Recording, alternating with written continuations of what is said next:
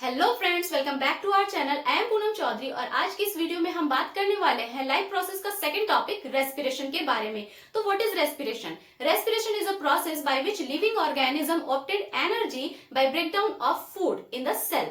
Okay, तो cell के अंदर ब्रेकडाउन करके, फूड को ब्रेकडाउन करके एनर्जी बनाना, इस प्रोसेस को हम कहते हैं रेस्पिरेशन। और जो एनर्जी होता है वो किस फॉर्म में होता है? एटीपी के फॉर्म में होता है। हमारे बॉडी में जो एनर्जी होता है वो केमिकल के फॉर्म में होता है और वो केमिकल कौन सा है? एटीपी। ओके, सबसे पहले जो टर्म है ये रेस्पिरेशन का, ये रेस्पिरेशन वर्ड किसने बताया था? ये रेस्पिरेशन वर्ड बताया था ड्यूटेरो शेट नाम के एक साइंटिस्ट थे, उन्होंने ये वर्ड बताया था। ओके, अब क्योंकि ये पूरा प्रोसेस जो है वो सेल के अंदर हो रहा है तो इसलिए हम इसको कहते हैं सेल्यूलर रेस्पिरेशन। कैसे सेल के अंदर हो रहा है? देखिए, डाइजेशन के प्रोसेस में हमने क्या किया था? डाइजेशन के प्रोसेस में हमने कॉम्प्लेक्स फूड को ब्रेक किया था और ब्रेक करने के बाद उसको सिंपलेस्ट फूड में कन्वर्ट किया था। सिंपलेस्ट फूड में क्या था? हमारे पास ग्लूकोज था, उसके बाद फैटी एसिड था, ग्लिसरॉल था एंड अमाइनो एसिड था। ओके, ये सारे हमारे सिंपलेस्ट फूड थे और इसको फिर स्मॉल इंटेस्टाइन से ब्लड के थ्रू एब्जॉर्ब करके सेल के पास भेज दिया गया था एसिमिलेशन के प्रोसेस से। तो ये जो ग्लूकोज और अमाइनो एसिड और फैटी एसिड है, कहाँ है? सेल के अंदर है।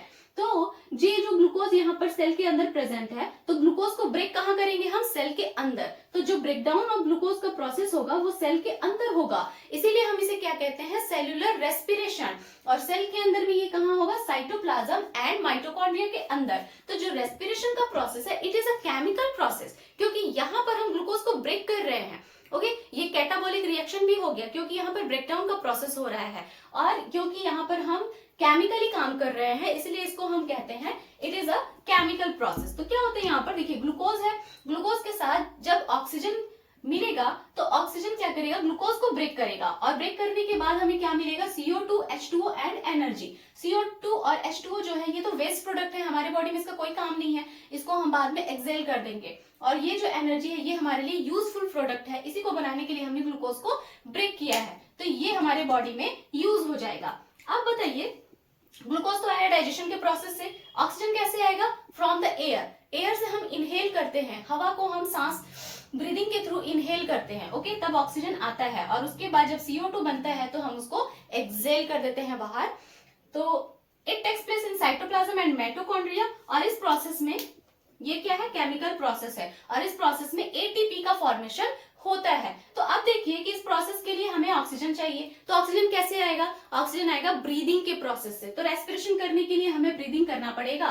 तो breathing is a physical process. Okay, physical process क्यों? क्योंकि इसमें केमिकल का कोई रिएक्शन, इसमें कोई रिएक्शन नहीं होता है। इसमें हम क्या करते हैं? ब्रीदिंग में सिंपली हम इनहेल करते हैं एंड एक्सेल करते हैं। O2 containing, oxygen containing air को हम इनहेल करते हैं एंड CO2 कंटेनिंग एयर को हम एक्सेल करते हैं। क्योंकि हमने देखा कि जब ग्लूकोज टूटा, ऑक्सीजन को हमने इनहेल किया और ग्लूकोज जब ब्रेक हुआ तो CO2 बना, तो सेल के अंदर CO2 बना, तो CO2 को फिर क्या करेंगे? हम बाहर एक्सेल कर देंगे। Okay, it is a physical process क्योंकि ये फिजिकली हो रहा है, लंग्स में, नोज के थ्रू हम ले रहे हैं, लंग्स में भेज रहे हैं, फिर लंग्स से वापस नोज के थ्रू इसको बाहर कर रहे हैं। Takes place inside the lungs. Okay, respiration कहाँ हो रहा है? साइटोप्लाज्म और माइटोकॉन्ड्रिया में हो रहा है। ब्रीदिंग कहाँ हो रहा है? लंग्स में हो रहा है। यहाँ पर no ATP form, but respiration में एटीपी एनर्जी बन रहा है, बट ब्रीदिंग में आपका एटीपी का फॉर्मेशन नहीं हो रहा है। Okay, it is called external respiration. Breathing को हम एक्सटर्नल रेस्पिरेशन भी कहते हैं। अब एटीपी के बारे में थोड़ा सा देख लेते हैं। What is ATP? ATP is adenosine triphosphate. It is energy currency of the cell. Energy currency क्यों बोलते हैं इसको? क्योंकि ये एटीपी ही वो एनर्जी है जिसको केमिकल के फॉर्म में हम अपने बॉडी में स्टोर करके रखते हैं। ओके, अब क्या होता है? ये एडिनोसिन नाम का एक नाइट्रोजिनस बेस होता है। ओके, नाइट्रोजिनस बेस, ये नाइट्रोजिनस बेस होता है और इसके साथ आपके 3 फॉस्फेट लगे होते हैं। ट्राइफॉस्फेट यहाँ लिखा है ना, ट्राइफॉस्फेट मतलब 3 फॉस्फेट होंगे इसके साथ। एक नाइट्रोजिनस बेस होगा जिसका नाम है एडिनोसिन और उसके साथ 3 फॉस्फेट लगे होंगे और ये जो फॉस्फेट एक दूसरे के साथ बॉन्ड बनाकर रहते हैं ना, इन बॉन्ड को हम कहते हैं high energy bond. High energy bond. और जब ये बॉन्ड टूटता है तब हमें बहुत सारे एनर्जी मिलते हैं। ओके, तो इस पूरे प्रोसेस में क्या होता है कि एक जो हमारा एनर्जी बनता है उसको इस फॉस्फेट को जोड़ने के लिए बॉन्ड के फॉर्म में उस एनर्जी को स्टोर कर लिया जाता है और जब हमें एनर्जी की रिक्वायरमेंट होती है तो फिर हम इसे ब्रेक कर देते हैं। एटीपी की तरह ही आपके बॉडी में क्या होता है? एडीपी। एडिनोसिन डाइफॉस्फेट, इसमें क्या होगा, दो फॉस्फेट जुड़े रहेंगे एक दूसरे के साथ, ठीक है, दो फॉस्फेट रहेंगे, यहाँ पर एडिनोसिन होगा, एडिनोसिन, और यहाँ पर दो फॉस्फेट जुड़े रहेंगे। उसके बाद एएमपी भी होता है। एएमपी में क्या होता है, एक ही फॉस्फेट होता है जो एडिनोसिन के साथ जुड़ा होता है, एडिनोसिन। ओके, तो अब देखिए यहाँ पर क्योंकि दो ही फॉस्फेट है तो एक फॉस्फेट जब टूटेगा तो कम एनर्जी मिलेगा, और यहाँ पर तो फॉस्फेट टूटेगा ही नहीं क्योंकि यहाँ पर एक्स्ट्रा कोई फॉस्फेट है ही नहीं। ओके, तो सबसे लीस्ट एनर्जी वाला होता है एएमपी और सबसे हाई एनर्जी वाला होता है आपका ATP. That's why it is known as energy currency of the cell.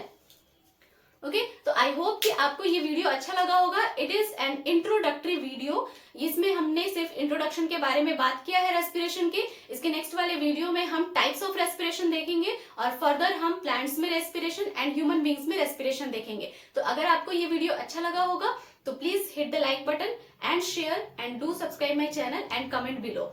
मिलते हैं नेक्स्ट वीडियो में, तब तक के लिए bye bye and take care.